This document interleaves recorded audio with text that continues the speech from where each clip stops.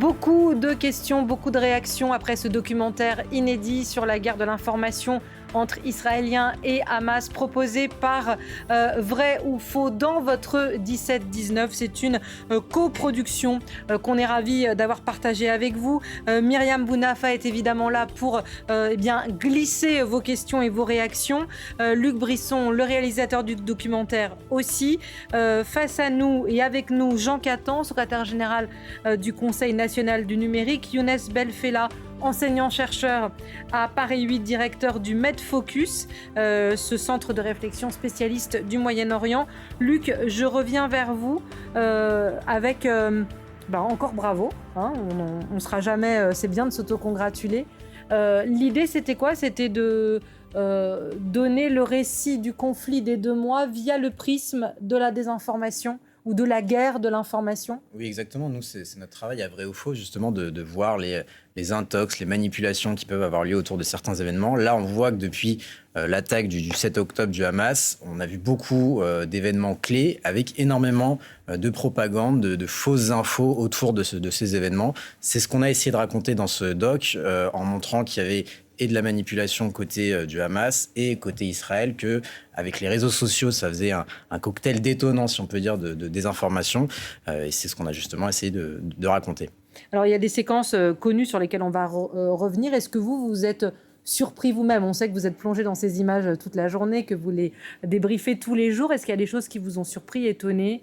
Ce qui est intéressant, c'est de voir que sur vraiment chaque événement, on a une lecture, on a 2 lectures différentes de chaque côté, et à chaque fois des soutiens pour pousser une ou 2 versions. Le meilleur exemple, c'est peut-être cette explosion sur cet hôpital Al-Shifa, où on a tout de suite une version du Hamas qui accuse Israël d'avoir frappé.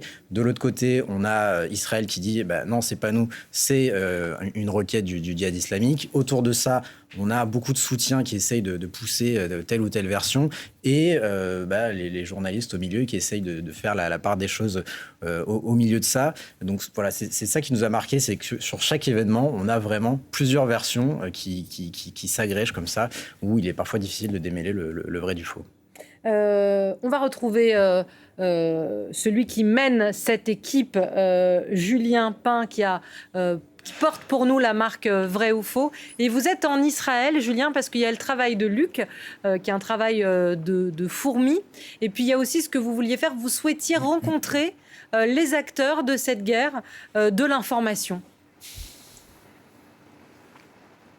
Voilà, on est avec Hervé Pozzo et Wanda. On est venu à Tel Aviv parce qu'il y a une partie du travail qui doit se faire, je pense, sur le terrain, même quand on fait du fact-checking comme nous. Donc effectivement, j'avais envie de rencontrer Olivier Rafovitz, qui est le porte-parole de l'armée, qu'on a beaucoup vu sur les télévisions d'infos en continu. Donc je l'ai rencontré. On a parlé de plein de choses, mais on a surtout parlé des tunnels qui sont sous l'hôpital Al-Shifa. C'est une affaire qu'on a beaucoup suivie à Vrai ou Faux. On a, je pense, vu toutes les vidéos qui étaient sorties par l'armée israélienne sur ces tunnels d'Al-Shifa. Mais malgré ça, avec toute l'équipe, on avait encore des interrogations et des questions. Et donc, j'ai voulu en parler avec lui. On regarde. Effectivement, sous l'hôpital, ou juste à côté, ça, on ne peut pas le nier. Il y a des journalistes qui sont allés dedans. En revanche, les journalistes qui sont allés dedans, on leur a parlé, nous disent que on ne voyait pas le tunnel ressortir dans l'hôpital. Et deuxième chose, ça ne ressemblait pas à un centre de commandement. Est-ce que vous êtes toujours persuadé que c'était un centre de commandement, ces tunnels? On n'est pas persuadé, on le sait. Qu'est-ce qui vous fait dire ça? Je vous dis, il y a 2 choses. D'abord, on était présents, on l'a vu. Et puis, on a des centaines de terroristes du Hamas, des Nourba qui sont chez nous et qui parlent et qui donnent le renseignement le plus précis. Et on a tout. Votre question nous dérange. Pourquoi? Parce que c'est inadmissible qu'une démocratie comme la vôtre pose une question à une autre démocratie. Posée au Hamas, posée aux salafistes qui tuent et qui attaquent les démocraties, ce qu'ils font eux. Cette remise en doute et cette remise en question est extrêmement étrange, voire nauséabonde. En fait, évidemment que le Hamas ment sur beaucoup de choses, ça c'est une évidence. Et comme on est entre démocraties, on se pose des questions de démocratie, ce qui me semble normal. On a besoin de savoir si effectivement le Hamas se servait de l'hôpital comme d'un bouclier humain. Donc c'est un travail normal de journaliste, je pense, vous êtes d'accord avec moi? Non, c'est un travail de quelqu'un qui essaye de détruire la parole de l'autre. C'est pas un travail de journaliste. Et ce que vous faites aujourd'hui avec cette question du Hamas à Gaza est une question qui est biaisée dès le départ. Israël est en guerre contre le Hamas. Je rappelle que le Hamas a attaqué Israël. et de poser des questions sur même de savoir combien de morts, qui a tué, qui a tiré, où sont les tunnels, c'est quelque chose qui remet en doute, en question, l'État d'Israël, non pas dans sa manière d'être, mais dans le fait que nous sommes dans une guerre qui nous a été imposée. Vous êtes allé dans le dur là, Julien, c'était tendu, hein. Oui, alors là, c'était très tendu à ce moment-là. Ensuite, ça s'est quand même plutôt apaisé. Mais j'ai bien compris ce qu'il voulait me dire. Il a l'impression que les médias, d'une manière générale, pas seulement France Info, les médias d'une manière générale, on met trop en doute ce que raconte l'armée israélienne. Et pour lui, les mensonges, ils sont de l'autre côté. Ils sont clairement du côté du Hamas. C'est là qu'il y a les mensonges pour lui. Alors j'ai essayé de lui expliquer un peu mon travail. Et que mon travail, c'est effectivement d'analyser, de décrypter la communication du gouvernement israélien. On l'a vu dans le documentaire. Parfois, des comptes officiels israéliens ont publié de fausses informations. Ça a été le cas pour Palihud, ces fausses victimes. Bon, et c'est notre rôle de journaliste de corriger ça. Mais je lui ai dit aussi qu'on faisait exactement la même chose avec ce que nous racontait le Hamas. On ne prend pas pour argent comptant ce que nous raconte le Hamas. Le Hamas ment. Ils disent qu'il n'y a pas eu de crimes contre des civils le 7 octobre, qu'il n'y a pas eu de viol. Ça, c'est faux. On le sait. Ça a été documenté. Voilà. Donc je pense que c'est important de montrer la façon dont se passent nos relations avec l'armée israélienne. Il était dans son rôle. J'étais dans le mien. Et je pense que c'est important que les téléspectateurs le voient aussi. Merci Julien, vous restez avec nous. On revient sur le plateau à Paris avec peut-être, on parlait des mensonges du Hamas. Il y a une question sur un moment de votre documentaire, Luc. Une de vos questions grâce au QR code qui est affiché sur l'écran. Exactement, c'est votre outil, c'est votre émission, on vous répond.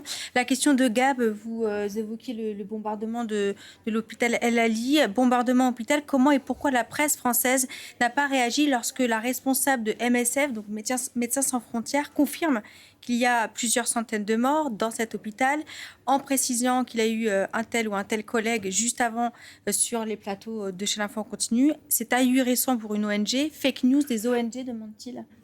C'est un peu dur de répondre, fake news des ONG ou pas, mais si on reprend un petit peu la chronologie de l'explosion sur cet hôpital, on sait que tout de suite, c'est le ministère de la Santé du Hamas qui donne le bilan des victimes, puisque c'est la seule source finalement qu'ont les journalistes côté Hamas. C'est très difficile de vérifier l'information directement, puisqu'il n'y a pas de journalistes, en tout cas il n'y a pas de journalistes occidentaux dans la bande de Gaza. Il a fallu plusieurs heures, voire plusieurs jours pour avoir un bilan précis. Même aujourd'hui, on n'a pas un bilan précis sur cet hôpital.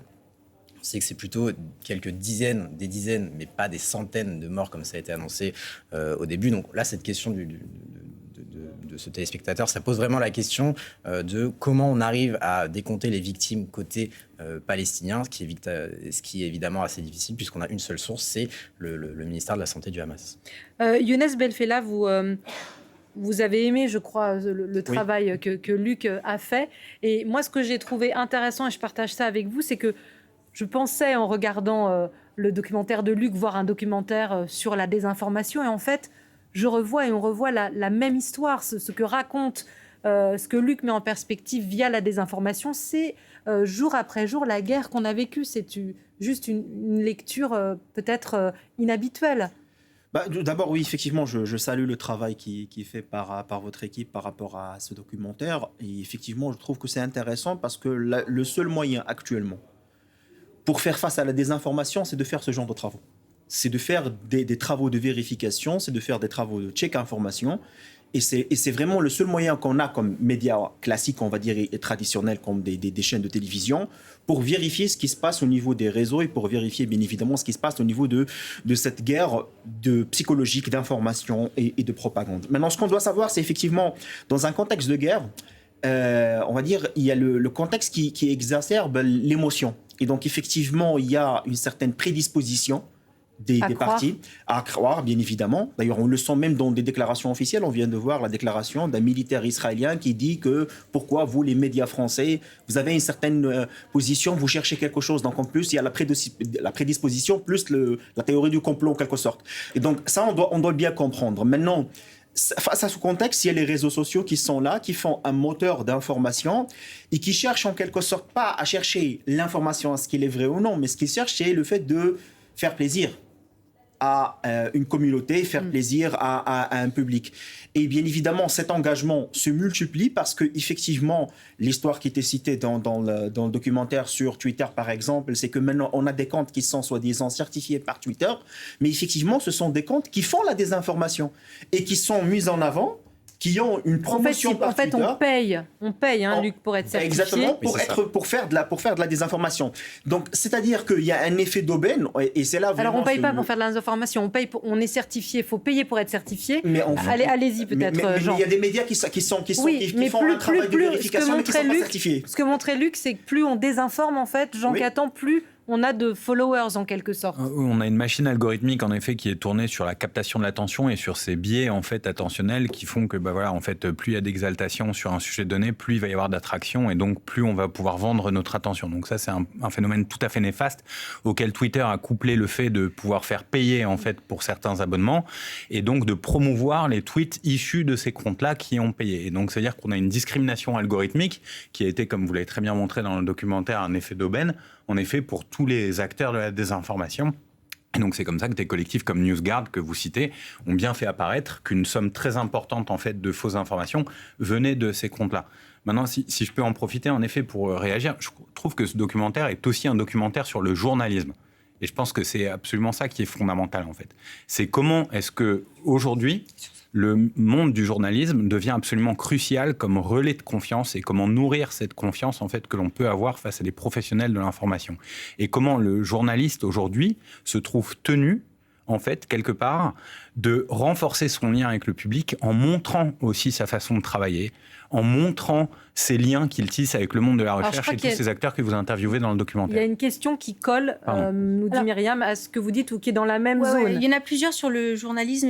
Alors, sur ce dont vous parlez à l'instant, on pourra y revenir. Mais là, les deux questions qui viennent de tomber pendant qu'on vous écoute, c'est par exemple celle de Fofol. Vous parliez tout à l'heure de l'accès aux journalistes, notamment dans la bande de Gaza. Pourquoi Israël refuse tout accès sans contrôle de l'armée aux journalistes à Gaza? Leur sécurité est-elle réellement la seule raison? Je vais y accoler la question de Hamou, parce que vous parliez aussi des journalistes, un de vos intervenants d'Al Jazeera là-bas, et leur manque de couverture, notamment du bombardement supposé de l'hôpital El Ali. Pourquoi on voit des images à Al Jazeera et pas les mêmes sur les chaînes françaises ni israéliennes? Luc, on peut donner une explication à ça? Alors sur la chaîne Al Jazeera, donc pour rappeler, la chaîne Al Jazeera, c'est la télévision du Qatar qui couvre en largeur ce conflit, mais ce qui est tout à fait normal, mais qui le couvre avec son prisme, on va dire. Al Jazeera a un prisme, un parti pris dans ce conflit, et on voit qu'il diffuse des images parfois quasi en direct de la bande de Gaza, ce que nous, on ne va pas forcément faire, puisqu'on va diffuser des images qu'on a pu vérifier avant pour être sûr de ne pas diffuser des fausses informations, ce que ne va pas forcément faire Al Jazeera, puisque il diffuse quasiment en direct des images de la bande de Gaza en permanence. Sur la deuxième question, Myriam, si vous pouvez me... La première question, pardon, c'était sur l'accès à la bande de Gaza. L'accès pour les journalistes à la bande de Gaza. Alors, la bande de Gaza, ça dépend des années dans le passé, mais plus ou moins accessible pour les journalistes. Il y a des checkpoints pour aller à la bande de Gaza. Là, en ce moment, c'est impossible d'y aller, à part si on y est avec l'armée israélienne. Exactement. Embedded, comme on dit.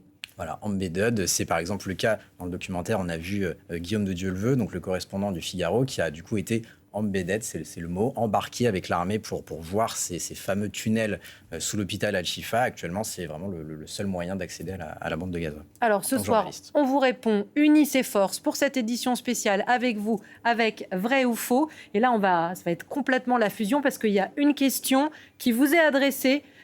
Julien Pain, vous êtes en direct avec nous. Julien, on va vous la partager et on va essayer de répondre ensemble à ce que vous demande notre téléspectateur. Alors c'est Pierre-Yves qui vous demande « Je viens d'écouter l'interview de votre journaliste avec le porte-parole de l'armée israélienne, mais je n'ai jamais vu d'interview de France Info d'un responsable du Hamas. » Point d'interrogation.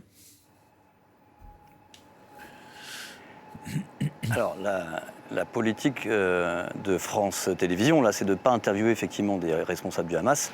Le Hamas est est un groupe terroriste, et donc on ne fait pas d'interview directe. En revanche, moi par exemple, je suis à Tel Aviv depuis plusieurs jours et j'ai parlé avec des Palestiniens. Je n'ai pas parlé uniquement avec des Israéliens. J'ai fait une interview encore hier avec Hervé Pozzo, d'une jeune palestinienne, Mariam Barghouti, qui m'a expliqué de son côté comment elle voyait ce conflit qui était en train de se dérouler.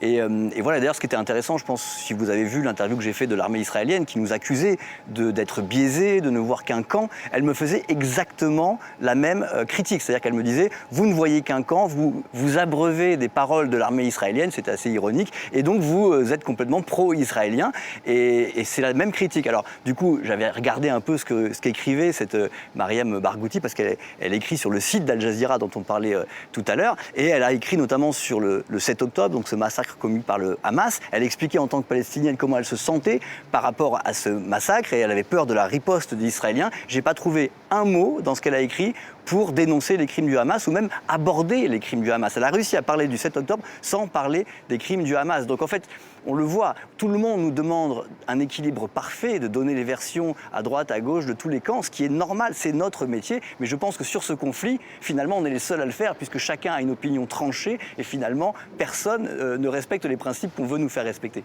Julien, j'ai une question pour vous et je m'appuie sur le documentaire, votre documentaire et celui de Luc. On voit pourtant au début de votre documentaire ce porte-parole du Hamas qui est interviewé sur certaines chaînes. Alors, déjà, moi, je ne suis pas le porte-parole de France Télévisions, je tiens à le préciser. Moi, je fais mon travail de journaliste. Mais les chaînes anglophones n'ont pas forcément les mêmes pratiques que nous. Donc voilà, nous, à France Info, on n'interviewe pas effectivement le porte-parole du Hamas, mais tout le monde n'a pas la même politique que nous. Vous restez avec nous, Julien. On partagera une autre interview tout à l'heure très intéressante que vous avez réalisée. Younes Belfella, peut-être votre réaction, monsieur, à pas ce choc, mais cette peut-être distorsion entre nos pratiques. Julien expliquait, nous, les Européens, en tout cas les Français, on n'interviewe pas. Il faut le dire clairement, c'est que la politique des médias français, c'est qu'on ne fait pas des interviews avec des organisations terroristes. Très simplement. Parce que si on s'interroge avec le Hamas, on peut le faire aussi avec l'État islamique. Oui, mais si Sky News le fait. C'est une autre mentalité, mais ça ne veut pas dire que l'information en France est biaisée concernant ce conflit, parce qu'on reçoit des représentants de la Palestine, on reçoit l'ambassadrice de la Palestine dans plusieurs médias. D'ailleurs, elle vient de faire aujourd'hui une grande interview à l'Humanité.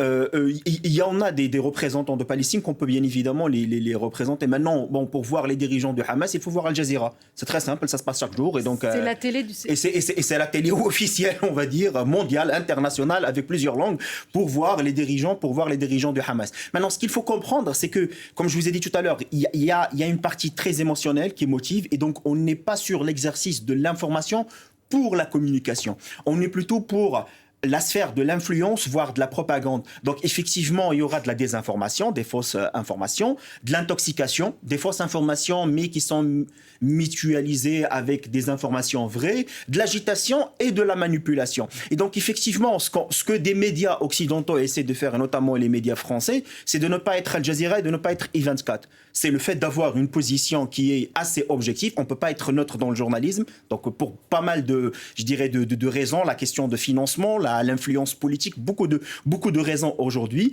Et effectivement, ce que j'appelle moi des impératifs du marché, c'est qu'aujourd'hui, l'information sourcée, crédible, fiable et pertinente, elle devient chère. Et effectivement, ça arrive en fait déproportionné au consommateur final. Donc, on doit prendre en considération cet effet, plus l'effet des réseaux sociaux. Vous avez une étude qui a été faite par Reuters en juin dernier qui montre que pour un public, par exemple, des jeunes, 30% de l'information vient essentiellement des réseaux sociaux, après 20% vient des sites et des applications. Donc effectivement, il y a beaucoup d'impératifs de marché pour que des médias, qu'on appelle des médias traditionnels comme les chaînes de télévision ou les journaux papier, etc., restent sur le marché. Ils font en quelque sorte un travail de résistance et de résilience par rapport à beaucoup d'impératifs qui concernent la question de financement, la question de recrutement, et même aussi le fait d'avoir des reporters dans la bande du Gaza. Je ne crois pas qu'il y ait une responsabilité que pour qu'une chaîne française maintenant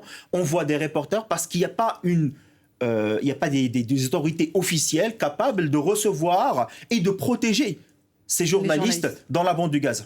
Alors, Myriam. cette question de la confiance que vous évoquiez tout à l'heure, c'est quelque chose que je vois circuler beaucoup. C'est-à-dire, il y a les jeunes et leur consommation de l'information sur les réseaux sociaux. Et puis, il y a d'autres classes d'âge qui ont l'habitude d'aller sur des médias mainstream et qui, là, ne savent pas non plus à quel sens se vouer. Je prends par exemple Complément qui dit « Et si on envoyait nos propres reporters sur place dans les zones de conflit ?» C'est ce qui faisait la différence, normalement, entre les réseaux et les médias, et non aux conférences de presse officielles. Il y a plusieurs messages dans ce sens de dire, en fait, on ne vous voit pas sur place et du coup, on ne sait plus comment trouver une information fiable et vérifiée. C'est un peu la crainte de confiance que vous évoquiez tout à l'heure.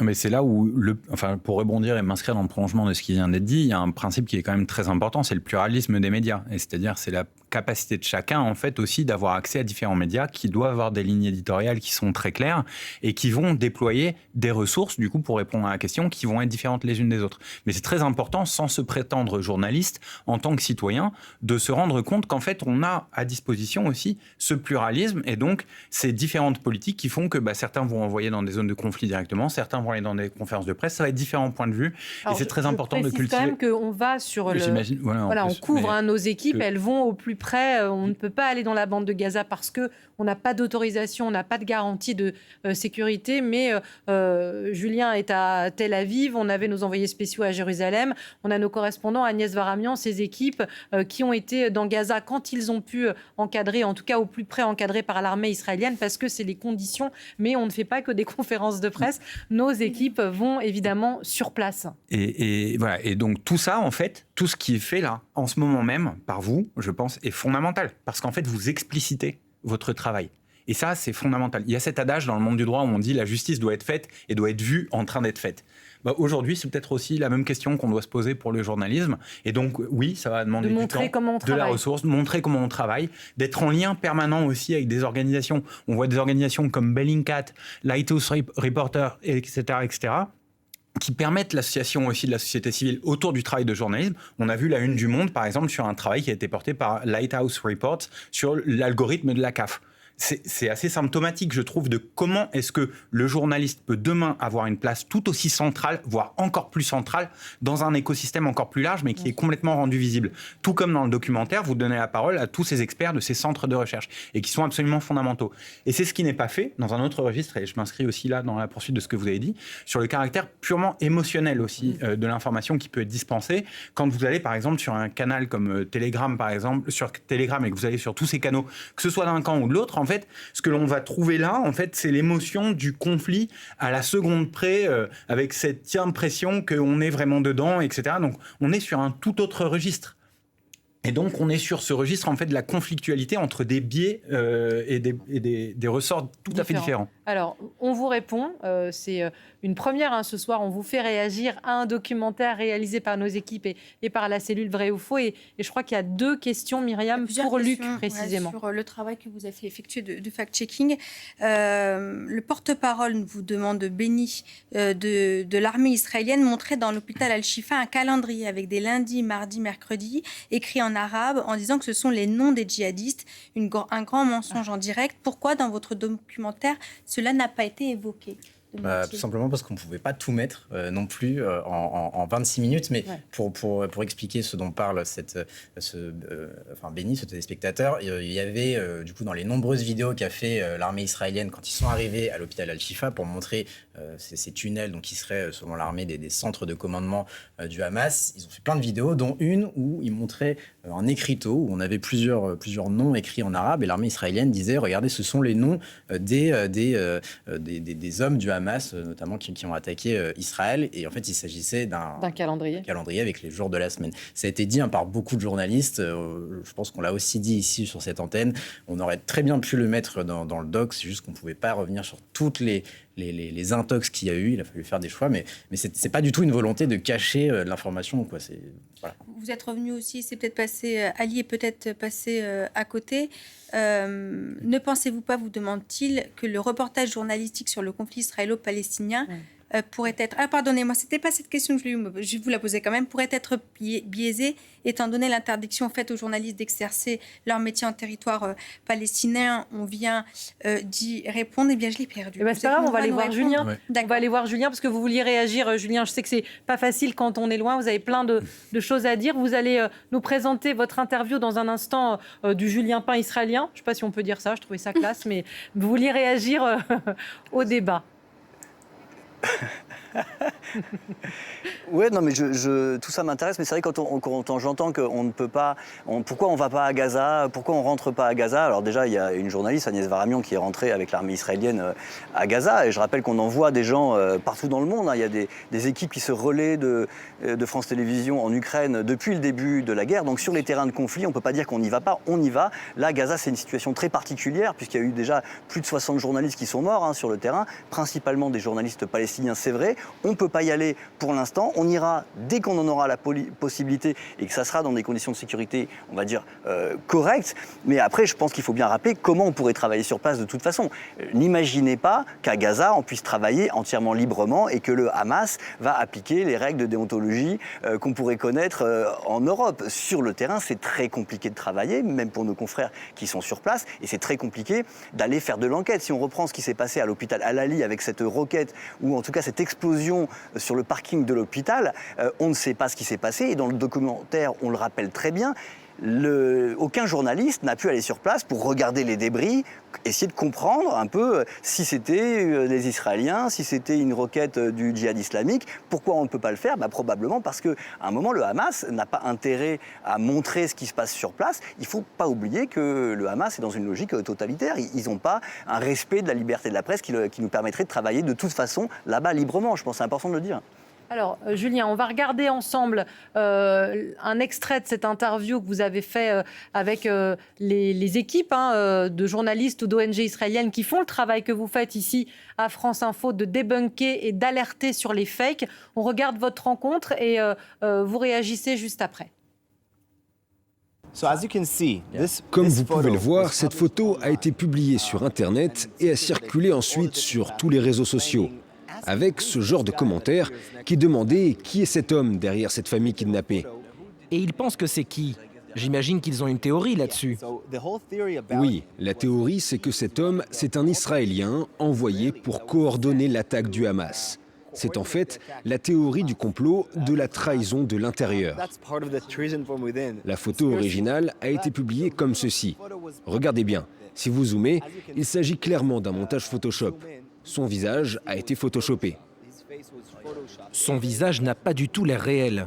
Exactement, mais c'est suffisant pour faire croire que c'est la photo originale et que c'est bien cet homme-là. Et est-ce que vous savez qui est derrière cette théorie du complot ? Nous ne savons pas vraiment qui est à l'origine de la diffusion de cette théorie, mais les principaux diffuseurs sont des personnes qui font circuler cette théorie depuis le deuxième jour de la guerre. Des partisans de Netanyahou ou des anti-vaccins qui ont complètement perdu le contact avec la réalité. Et des pro-Hamas aussi ? Oui, plus tard, on a aussi vu cette théorie apparaître sur des comptes pro-Hamas qui disaient « Regardez, il s'agit d'une opération interne d'Israël ». Donc tous ces gens avec des intérêts différents, voire clairement opposés, ils ont tous un but commun, amplifier cette théorie du complot, c'est ça ? Exactement. Julien, c'est assez surprenant quand même de voir qu'il y a des anti-Netanyahou, des anti-vax et puis, je ne sais plus, des pro-Hamas qui partagent finalement les mêmes convictions. C'est le complot qui les rassemble ? Exactement. Et alors, je ne sais pas vous, mais nous, en tout cas sur le terrain, avec Hervé Pozzo, avec qui je tourne, on a trouvé ça assez fascinant, à quel point ça nous rappelait ce qu'on a vécu en France. C'est-à-dire qu'en France, on a eu, dans la période du Covid, des communautés très anti-vaccins qui se sont regroupées pour imaginer des complots mondiaux pour les faire vacciner. Ces mêmes communautés, ensuite, avec la guerre en Ukraine, elles se sont déportées, elles se sont mises à parler de l'Ukraine et à être abreuvées de nouveau avec des théories complotistes. Et on voit que ce qui se passe en Israël, c'est pas si loin. Ces communautés complotistes, elles font exactement la même chose, avec en plus des pays comme l'Iran, des pays comme la Russie, qui vont s'amuser à souffler sur les braises du conflit, voire même à participer à des campagnes de désinformation. Ça a été prouvé que la Russie a tenté des campagnes de désinformation, comme en France, en Israël. Alors le parallèle avec Israël, il s'arrête là, parce qu'en France, dans une société qui n'est pas en guerre, on a eu des attaques, mais on n'est pas en guerre. Ici, on est en guerre, et toutes ces intox, ces manipulations, ces rumeurs, elles incitent à la violence, elles incitent à déshumaniser l'autre, et elles retardent, ce qui est peut-être encore plus grave, les progrès possibles de la diplomatie, parce que quand il y a tant de haine et de désinformation, c'est difficile d'arrêter une guerre. Merci beaucoup, Julien. Le temps file pour cette coproduction inédite. On vous répond vrai ou faux. Vous opiniez du chef Jean Catan en écoutant Julien Pin sur le complot. C'est exactement ce qu'on voit arriver dans beaucoup de régions du monde et sur beaucoup de questions. En fait, c'est les ingénieurs du chaos, très bien décrit par Giuliano da Empoli dans son livre qui a maintenant 5 ans. C'est-à-dire, on va fragmenter toute la société, on va avoir une politique centrifuge, d'où le terme d'ingénieur du chaos. Et ensuite, on va rallier tous ces fragments d'une société complètement décomposée autour d'un récit anti-système, le complot. Et donc, c'est comme ça qu'on a des populismes qui, partout dans le monde, s'agrègent et qui, finalement, se servent des réseaux sociaux comme moteur, puisque, sur le registre émotionnel, quoi de mieux pour exploser, en fait, une société en éclats. Il y avait une question sur qui est le grand gagnant de cette désinformation. C'est un peu la réponse que vous faites ce soir. Une autre question, info intox. Il semblerait... Oh, mais c'est pas vrai. Ah oui, c'est bon. Parce qu'il y a plusieurs alliés. Commencez pas à énerver Myriam, s'il vous plaît. Il y a plus de 200 questions là. Ah oui. Tant mieux. 26 minutes, vous êtes très nombreux à venir vers nous. Il semblerait qu'un journal israélien de Mantil a révélé qu'une partie des victimes israéliennes ont été tuées par l'armée israélienne par erreur. Est-ce que c'est vrai? C'est dans le documentaire de Luc. Oui, exactement. Alors ça, non, c'est pas vrai. Même si, en fait, ce journal israélien, du coup, c'est le journal Haaretz qui a fait un article où il mentionne qu'il est possible, c'est en utilisant le conditionnel, que les fameux hélicoptères israéliens qu'on voit dans le doc, ces vidéos aériennes qu'on voit, en voulant arrêter des terroristes du Hamas qui passaient la frontière... Le 7 octobre. Le 7 octobre, exactement. En tirant sur ces terroristes, ils ne savaient pas si, éventuellement, il y avait des otages parmi ces hommes qui voyaient au sol. Donc évidemment, ce n'est pas des hélicos israéliens qui ont tué tous les gens du festival. Et ça, on voit justement que cette intox, elle est reprise par le Hamas dans son narratif pour dire justement que non, ils n'ont pas tué de civils le 7 octobre, ce qui est évidemment faux. Monsieur, nier les crimes du Hamas, moi j'ai trouvé ça très intéressant dans votre documentaire, sur des civils. On entend le porte-parole du Hamas dire non, nous on n'a tué aucun civil, alors que la preuve par l'image est terrible. C'est une stratégie, nous on s'est attaqué qu'à des militaires, on n'a pas fait ça, on n'a pas violé des femmes, on n'a pas mutilé des corps. Mais il se peut bien évidemment que ça soit une stratégie de communication, sachant bien que ça a été repris à plusieurs reprises. Dans ce cas-là, bien précis, le cas des dirigeants politiques du Hamas qui voulaient nous donner l'impression qu'ils n'étaient pas au courant, en quelque sorte, de ce qu'a fait la branche militaire. Et ça a pris quelques jours, c'est-à-dire ça a pris 4-5 jours après, pour qu'ils commencent un petit peu à reconnaître ce qui a été fait. Maintenant, en général, ce que je peux vraiment dire, c'est que effectivement, ce qu'on a vu aujourd'hui dans le documentaire, c'est une partie représentative, significative d'une liste non exhaustive. C'est-à-dire, moi j'ai vu d'autres choses, j'ai vu la question de l'utilisation des jeux vidéo, Arma 3 par exemple, et les images. Bon, il y a l'émergence aussi de l'intelligence artificielle, et là je crois que ça va être une grande bataille pour les médias classiques pour être vraiment dans cette sphère. Ce que je veux dire, c'est qu'effectivement, ce qu'on doit faire, c'est multiplier ce genre de travaux, sensibiliser ce qu'on fait là aujourd'hui. Exactement, et sensibiliser surtout le public par rapport à ça. Et troisièmement, expliquer vraiment que le devoir, en fait, des médias classiques mainstream, c'est d'informer,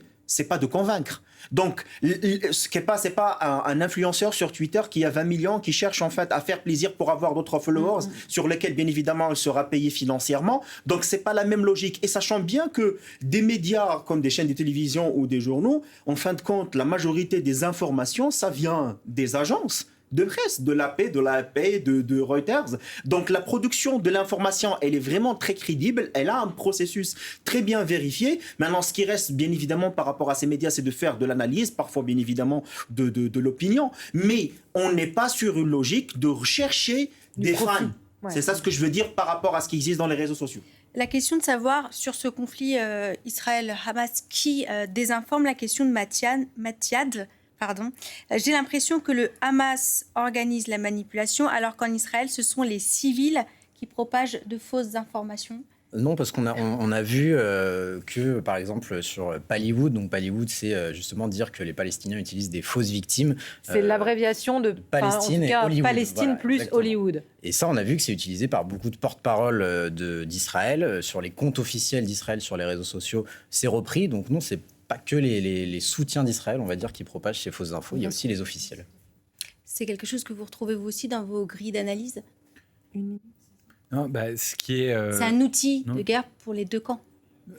Oui, c'est un outil, de désagrégation sociale encore plus que peut-être un outil de guerre aujourd'hui, puisque en fait tous les supports d'information ont servi d'outils de guerre à certaines époques. Là vient se rajouter cette couche qui imprègne l'ensemble de la société et sur laquelle il faut être particulièrement Avant vigilant. c'était de la propagande, aujourd'hui c'est la désinformation comme outil de... Et puis c'est une émission dans nos relations sociales en fait, c'est ça le plus dangereux peut-être. Merci beaucoup, Luc, pour ce documentaire. Vous voyez à quel point ça a suscité des questions. J'espère qu'on y a répondu. On va continuer à vous répondre dans un instant. Merci, Jean Catan, secrétaire général du Conseil national du numérique. Et merci, Younes Belfella, à la tête du centre de réflexion MedFocus. On continue dans quelques minutes. C'est Bruno Patino, président d'Arte, qui sera le grand invité dont vous répond, spécialiste des médias et des questions numériques. Il va vous répondre. Mais avant, vous nous demandiez si on allait sur le terrain. On y est. Il y avait Julien Pain. Merci Julien d'avoir été avec nous. Maintenant, on va aller voir Ben Barnier. Ce chiffre, ce nouveau chiffre du Hamas avec un bilan côté palestinien qui dépasse les 17 000 morts. Et côté israélien, on en a parlé d'une certaine façon aussi avec nos invités ici. Le ressenti évolue vis-à-vis de la guerre avec une méfiance vis-à-vis des militaires.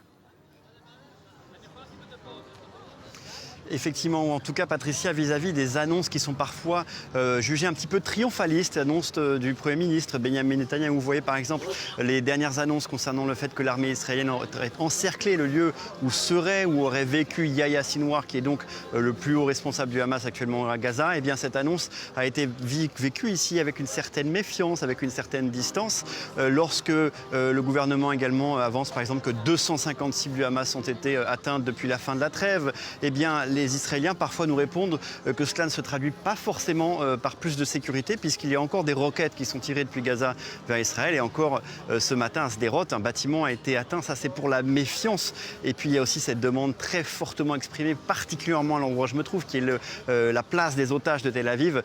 Cette demande forte de retourner à la table des négociations. Les personnes avec lesquelles j'échange ici me disent que la priorité, ce ne sont pas tellement les actions militaires, mais vous voyez, elles sont rassemblées autour de moi, ces personnes, parce qu'elles veulent demander à ce que tous les otages soient libérés, tous et le plus rapidement possible. On est ici, vous le savez, sur un lieu d'émotion, mais aussi un lieu très politique. C'est depuis ici que par cette pression qui est exercée sur le Premier ministre, et d'ailleurs vous le disiez, et c'est pour ça aussi qu'on est là ce soir, ça marque les 2 mois depuis l'attaque, eh bien, il y a une lettre très officielle du comité des familles des otages qui a été envoyée au Premier ministre Benjamin Netanyahou demandant de faire pression et de prendre toutes les mesures nécessaires pour libérer tous les otages, et ce, le plus rapidement possible.